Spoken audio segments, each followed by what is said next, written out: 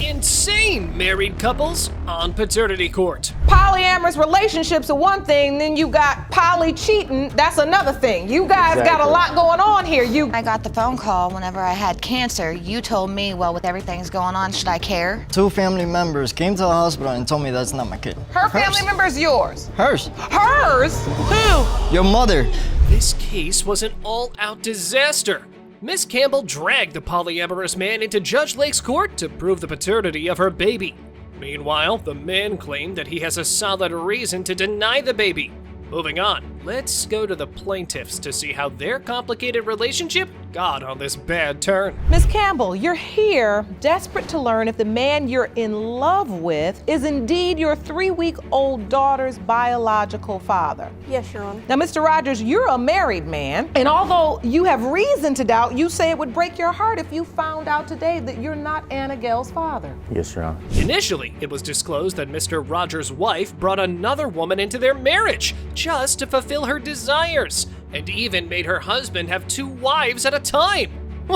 This was something new. Was she truly that evil, or simply a buffoon?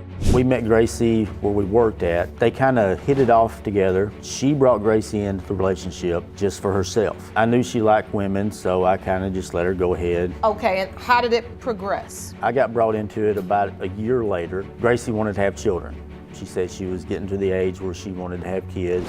Oh my! Despite the churlish relationship, vile actions did not stop, and both women made their way to the swingers club. And you know when swindlers swing at this kind of place, you are most definitely headed to paternity court. She wanted to show me some of the things that she used to do. One of them was a swingers club. I did not particularly want to go. Finally, because I love her, I relented and I went. When we get there, I thought it was just a regular club. People are dancing, they're drinking at a bar. It looked normal. I mean, other than it was a swingers club. It was a mutual of both wives to go to the club, but Mrs. Rogers cunningly decided to be an innocent little woman. She alleged that she did not know anything about what was going on there. They were intoxicated. That's surely disgusting. She started talking to some guy, kissing on this guy. Well, I didn't know there was rooms in back. Between both of us drinking a lot, we ended up in the back in one of the rooms that they have set up. We ended up having relations with this guy that we don't even know. You both have sex with this guy? Yes, Yes, Your Honor. Without protection? Yes, Your Honor. Next, Ms. Campbell brought up the calendar of conception in her support. But instead, it turned out that Mr. Rogers' sexual intercourse did not add up. This shook the whole testimony. It sounded like the defendant had been knocked out of this paternity run. Your doctor's saying here that your date of conception is the 11th, and when we look at the 11th, there's no one, but right there the day before would be potential father number 2. Yes, Your Honor. That's really close to the 11th. I know in my heart that I did mess up. I did. And I didn't mean for all this to happen. Oh my! Miss Angela blurted out that they decided to keep their infidelity secret, but the baby mama's negligence revealed the truth. Rather than apologizing for the entire situation, the co-plaintiff chose to play the blame game. We decided to keep it a secret. It's her fault. I mean, it's my fault for not telling. Don't get me wrong, because I should have told. Well, you were in upfront. this too. But she was the one texting her friend on Facebook and left her phone open, and that's how he found out the secret. Polyamorous relationships are one thing, then you both cheat, but now you gonna blame her and say she's the one wrong because she left her phone out. Despite their horrible mistake, both ladies were not ready to back off. So Judge Lake hopped into the situation and gave them a reality check, which revealed another secret. And what's that? Well, the alleged father blabbed that his elder son's paternity was also in question. The truth is you all created this family, Yes, and Mom. yet what you've done is tearing the entire family apart. My point of view is I hurt my best friend. He is my best friend. If I hadn't seen that message, would I have known? No. No. And it frustrates me because I know. Because I was afraid if I told you, I would lose. Mr. Rogers brought another case to this court. But before getting to that, Judge decided to shut the ongoing case. So let's get that DNA envelope for baby Anna Gale and see if her paternity question would get a better answer or not. This is Campbell Rogers pertaining to 3-week-old Anna Gale Rogers. Mr. Rogers, you are her father. Oh, that that was such a relief for them. But it was not the whole, as they had another case of Austin. He had spent a good family time, but the paternity question hit him up when he got diagnosed with a disease.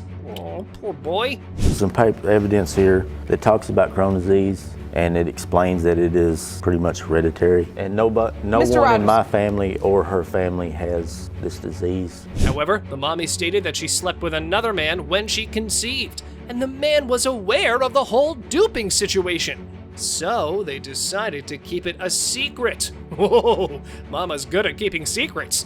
But the fall came her way badly. Would you have ever told him? We discussed that, and he didn't want to ever tell him. No. But I mean, that was my fault too, because we agreed together not to tell him. It takes real parents to raise a child, and to step up and say, I want to be there, and that's what we did, regardless of what happened. Despite the drama, it became obvious that Mrs. Rogers was good at dumping people and then concealing them for her good.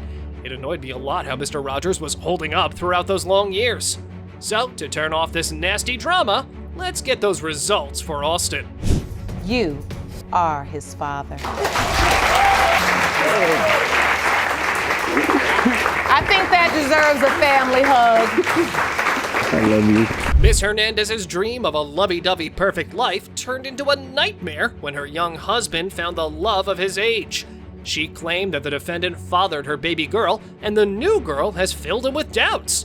However, the man asserted that the plaintiff took advantage of his occupation and brought another man into their marriage. Ms. Hernandez, 4 years ago, you met and then married your much younger but seemingly perfect man. You say your estranged husband started denying you and your now 3-year-old daughter, Liana, only after he found another younger woman. Is that correct? Yes, Your Honor. The plaintiff expressed that it was heartbreaking to see his denial, as she could not put her 3-year-old to bed peacefully because she kept calling out for her dada all day. But how did this lovely family get to this point? Well, let's listen to Mrs. Hernandez where things went off track. When we first got together, before she got pregnant, before I found out she was pregnant, I was gone for 2 weeks. When I come back in, I find out a week later, family member tells me that she's pregnant. That's not true. I was told that her ex was in the bed. A family member of yours or hers? Mine. How would they know who I had in my bed? They seen him. So, it slipped out that when her husband was away fishing, she brought a fishing man to her bed. And I had trouble assuming whether this information was an alarming situation or just a casual occurrence for them, because their reactions were very tame. But the plaintiff's cover-up to this information was even more confusing. So at the point you inform him you're pregnant, you immediately don't believe this is your biological child, Mr. Hernandez? Yes, Your Honor. So, and you admit that this ex is coming in and out of your house frequently, but you say it's to visit your mother. To visit my mother, yes. My mother is like his mother. You like him young, huh? Yes, I Okay. do. Yes, I do. Wait, how hard was it to stop your young ex from coming to your house? It's not that hard. Well, dealing with younger guys was not going to be that easy, as her own husband had trouble digesting the fact that he might not be the father of their baby. 2 family members came to the hospital and told me that's not my kid. Her family member is yours. Hers. Hers? Who? Your mother. Oh, wait. Because my mama doesn't like you. So you get to the hospital to see the baby you've been excited for, and 2 family members come up and tell you Yes. this is not your child. Yes. Wow, it was unexpected that the plaintiff received this information from his own family rather than his own. More intriguing was the fact that Mrs. Hernandez was ignorant of this information. The birth certificate had yet another problem, which alarmed the judge. On the birth certificate, Liana does not have Mr. Hernandez's last name. No, she does not. But you do. He does, but she doesn't. When I was in the hospital after I had her, he wanted me to name her his last name. I didn't want to. Just in case something like this happened, that he denied her. Okay, this was getting hard to comprehend. Why were you fighting that he should have stepped up for your daughter when you deprived the baby of her father's name?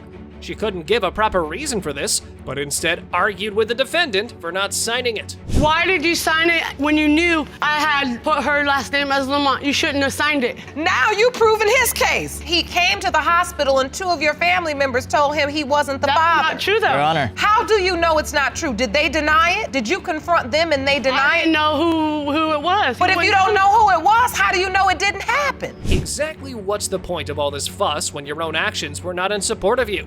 Don't know what was going on in her mind.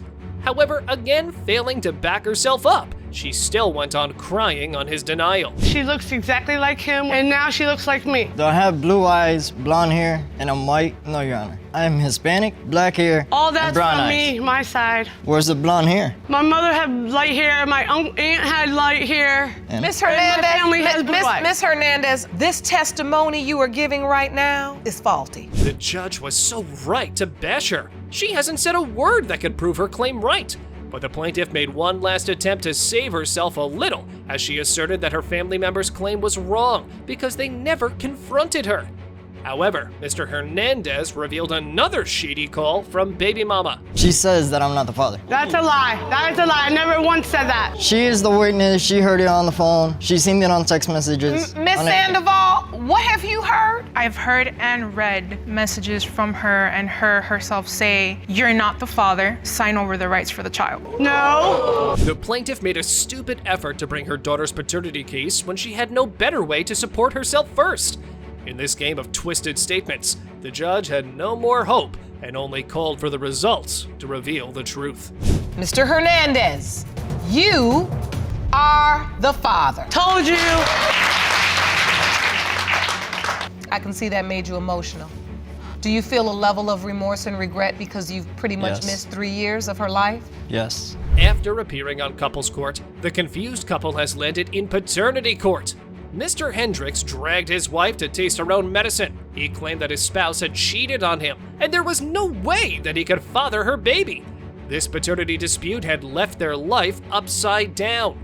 Let's watch how they've been holding up. Ms. Hendricks, you and your husband previously appeared in court because you suspected he was being unfaithful. Yes, Your Honor. Mr. Hendricks, you say you confirmed your wife has been unfaithful and there is no way her child is yours. Is that correct? Yes, Your Honor. So the trial began on this somber note.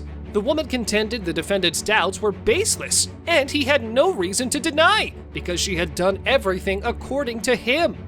Furthermore, she even named her baby after him. Okay, then why was he playing on the wrong side of the fence? I'm very pissed off because he's your twin. I mean, he's his twin. And you don't think he has any reason to deny the child? No, I mean, I was very honest with him with what happened before, and he has taken it to the extent of denying our son, even though I've done everything he wanted me to do. The man claimed that he never had a fatherly bond or connection with the baby, and her appearance was the main concern for him, because there was nothing common to his features. But the woman tackled those accusations like this. I don't feel that bond like I do with my other children. I even He- named him after your dad, I mean. He barely looks like me. I'm not seeing any characteristics. He don't have any of my personal features. I don't know. You must I'm be not blind. I'm not seeing it as well as the others. He has no reason to doubt me because I was honest with you about what happened. I always have been. It slipped out that the woman had really gone through a rocky road in her life as she confronted her husband's affair and simultaneously got diagnosed with cancer. So, she decided to implement the YOLO rule for the rest of her life. His Facebook messages were coming to my phone, and it was one of his coworkers. She was saying very sexual things to him. About 10 days later, I had found out that I had endometrial cancer, and I had gotten real sick. And Oh, I'm so sorry to hear that. whenever I was diagnosed with all of that, I just got very upset. Mr. Hendricks claimed that his spouse used to spend nights out without informing him of anything, which made him anxious and pushed him to move out of the house and wander on the roads. But the plaintiff cut off his emotional trauma and bolted out his cruelty like this. She never came home. At night? Never. She'd I always would stay be at my family member's She'd stay at house. family member's house. You knew drink where I until early in was. the morning. I mean, I'm a very predictable person. You would come home long enough to change your clothes, take a shower, leave again. And you know exactly where I and was it was so because- uncomfortable with our past and with our life that I didn't even stay in the house. I got the phone call whenever I had cancer. You told me, well, with everything's going on, should I care? As their testimony was not on point, Judge Lake immediately hopped into the doubt part. The potential father stated that while partying, one of her family members spilled the beans of infidelity. However, Mrs. Hendricks denied his saga. They were already into a conversation. Who are they? Who's they? Carrie and her, and she looks at this family member, says, I put it on such and such's grave that nothing happened. And the family member looked at her and said, you're a bull-faced liar. You came to my house that very next night. I hadn't. You slept with somebody else? Sexual relations with this other gentleman. Next, Mrs. Hendricks brought up her side of the story. She said that she was intoxicated, so she ended up having a little hanky-panky with another dude. But the irony was she felt like it meant nothing, as she informed her husband about the incident. But Judge Lake articulated the facts. So at that point, you pretty much blacked out, or you have no memory recall because you were that drunk? Yes, I was. And then shortly after that, you find out you're pregnant. I found out I was pregnant 4 months later. So you find out you're pregnant? Yes. Nonetheless, the potential father told that they had gone through extensive medicines for fertility, and after 4 years, they had a baby together. And the bummer was for the second child. She got pregnant as soon as she started hanging out with another dude. I don't find that fair whenever he's bringing up the treatments I went through, because I was 170 pounds more, and the doctor even told you if I'd lose weight, it'd be a lot easier for me to get pregnant. But you didn't for 4 years. Then you have this surgery, you start hanging out with another guy, and then all of a sudden you wind up pregnant. You don't find that funny at all? No, because I know what Nothing I was at doing, all. and I know I was with you only. Nope. Oh my. I didn't think anyone else has ever denied the baby due to an ear notch, but Mr. Hendricks honored himself with this. He alleged that his ear was identical and the baby lacked it, which flared up his doubts. I've got this notch in my ear that my other kids have. This one don't even have it. He don't have any of the characteristics that I have. So you're saying there are Nothing. physical characteristics you don't see, and I can see as you talk about this, Mr. Hendricks, it really upsets you. It does. I lost both my fathers, and I want my last name to go on. When I pass, I'm not seeing it with this one. And this one is actually baby. named after me and my father. Manifestly, the whole back and forth accusations were making this exhausting family drama worse instead of resolving it. So, Judge Lauren Lake decided to announce the DNA results to end this drama once and for all. Mr. Hendricks, you are the father. I Told you had no reason. I mean, you didn't need to doubt me. Miss Hendricks, he did. And there was reason It was to doubt. there. I'm sorry.